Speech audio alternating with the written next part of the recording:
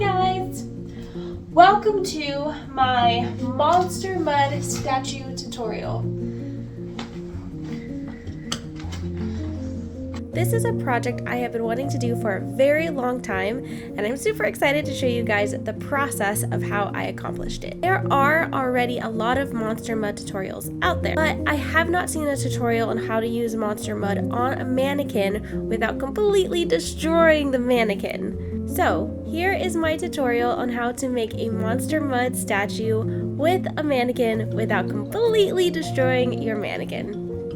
As you can see, my mannequin has already been abused for other art projects and has a lot of paint on it, but I really did not want it to get damaged by the monster mud process. So to do this, I am wrapping the whole thing with saran wrap and just making sure that all the creases and crevices fully get covered. This is to, of course, protect the mannequin, but this is also to make the process of pulling the mannequin out of the monster mud mold easier.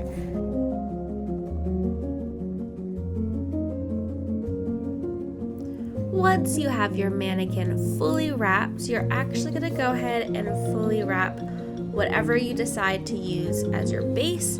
I just used this cardboard box and it worked really well. But you can use whatever you think works for the statue that you have in mind. So we've got our base wrapped, and I'm just using a cardboard box to make this work.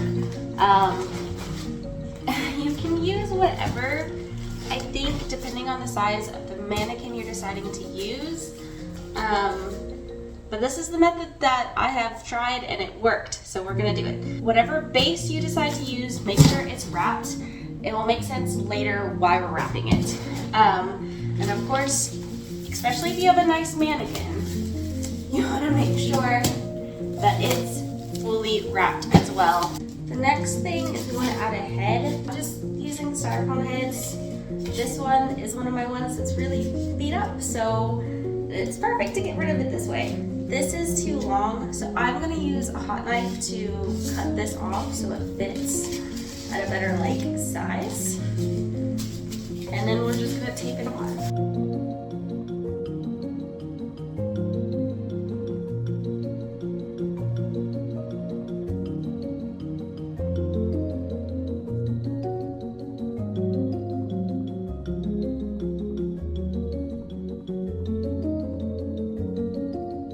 Now, of course, the big part of making a monster mud statue is using fabric to create the illusion of a sculpture. I did use a bunch of different fabrics that I had excess of, so I used cotton, some linen. It didn't really matter which type of fabric I used. One didn't really work more than the other. So I think you can kind of just get away with whatever you want to use. That's kind of the beauty of monster mud, is there isn't really a formula to it. That includes how I'm draping my fabric. I did look up a bunch of sculpture references to kind of see what I would want. I did a bigger piece for the body and a smaller piece for the hood, and I really liked how it came out. Now that I've gotten everything cut out, we're gonna go ahead and make our monster mud mixture, and there are tons of different ways to do this. I would actually go do some research to see what kind of monster mud mixture is going to work best for you. The baseline is that you're using a 5-to-1 ratio, 5 parts joint compound to 1 part exterior paint. I do it more like 4-to-1. I mean, you can add a bunch of extra stuff in there to make it a different consistency. I've got white paint and then I've got some black paint, and I mix in a little bit of the black just to make it grayish. That way I know how much of the fabric's getting covered, because white on white, it's kind of hard to tell. When you mix all of this together, you do actually want to make sure you have a mixing tool, because it is such a thick mixture. You will get tired very easily. When doing a monster mud project, I highly recommend using safety gloves, long sleeves, and long pants. because this project does tend to be extremely messy. There are so many different formulas and mixtures to make different varieties of Monster Mud. That's kind of the beauty of Monster Mud. But for this particular project, I used a 4-to-1 ratio, 4 points joint compound to 1 part paint. And my 1 part paint was exterior white mixed with some exterior black to make a nice gray, so I didn't have to go and repaint my statue. For smaller projects, you can get away with just using a paintbrush to paint on your Monster Mud, but for a project as big as I'm doing, it is the best method of getting dirty and taking your fabric and fully dunking it into your Monster Mud.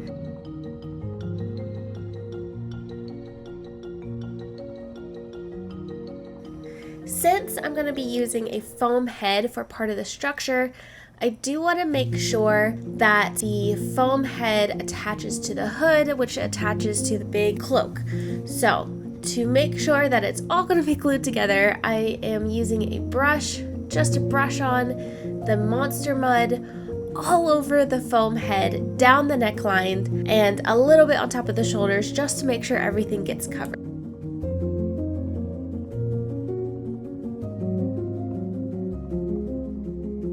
Once I'm confident that the head is fully covered, I am taking my brush and just checking throughout all of this big piece of fabric to make sure it is fully coated.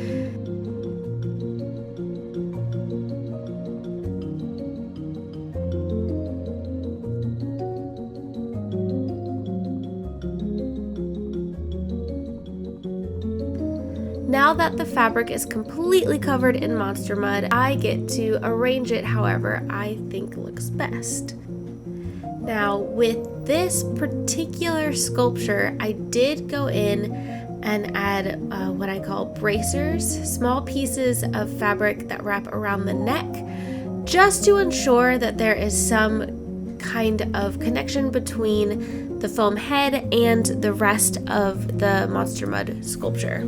Depending on what sculpture, Monster Mud statue you are creating, you may not need to do this extra step, but I felt for my sculpture, it was a necessary thing to add just for structure purposes.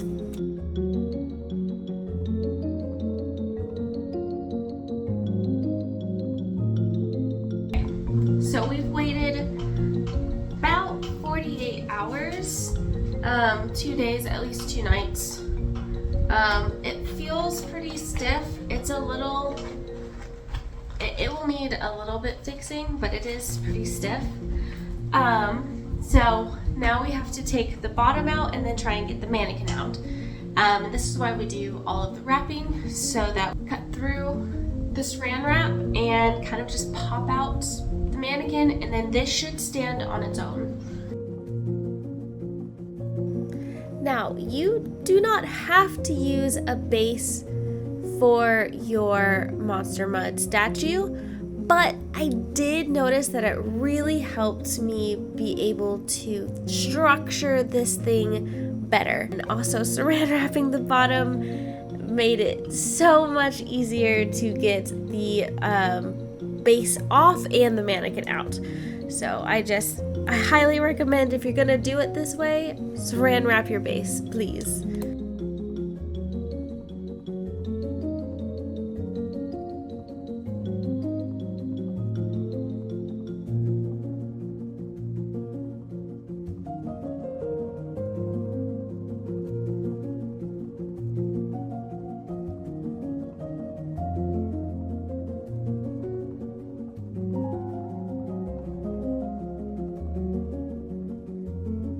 Okay, so I've made my 2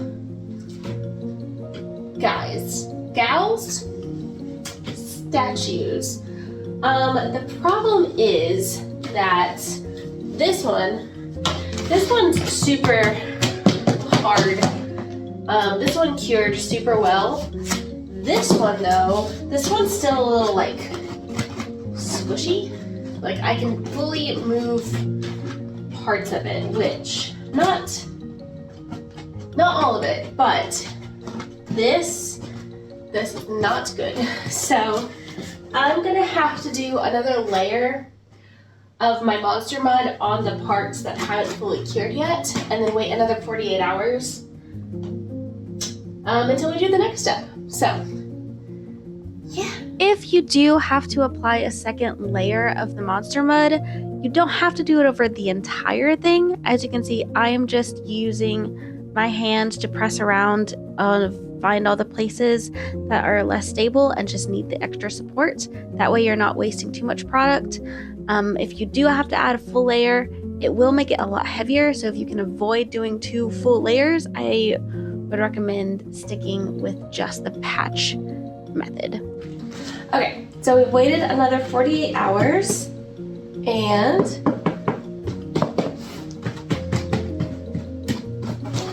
it feels pretty good. It's dry, it's a lot harder than it was. It feels a lot more like this one.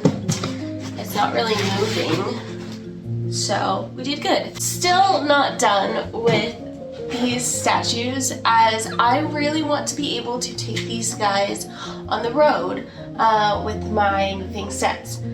But I'm a little afraid that the inside of these guys being hollow is going to cause them to take a lot of damage in a car.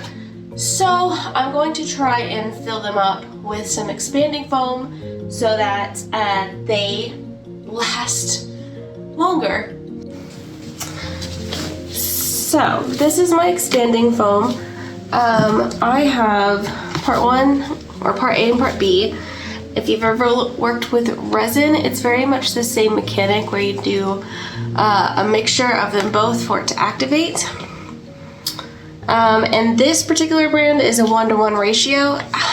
Some of the brands are different, so I recommend just looking into the brand. Make sure you're paying attention to if it's 1-to-1 ratio or 1-to-2 ratio. When working with a 2-part expanding foam, it is very fast acting. So when you are mixing it, you need to make sure that your project and your mold is fully placed and ready to go, because once these 2 touch, it is expanding immediately and very fast.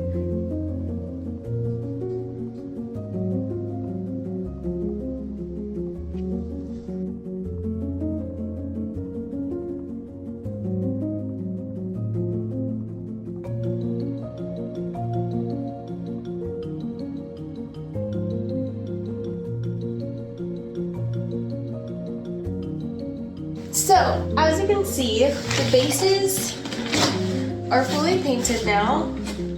I did not paint the top of them because I wanted to make sure that there was going to be more grip. In our statues, the inside is now full of expanding foam. So, the last part, and hopefully this works out really well, I'm not sure, is to use expanding foam again as my glue. So, I'm gonna put some expanding foam right here, bring statues in, set them on top, and then you wait about another 24 hours and it should be done.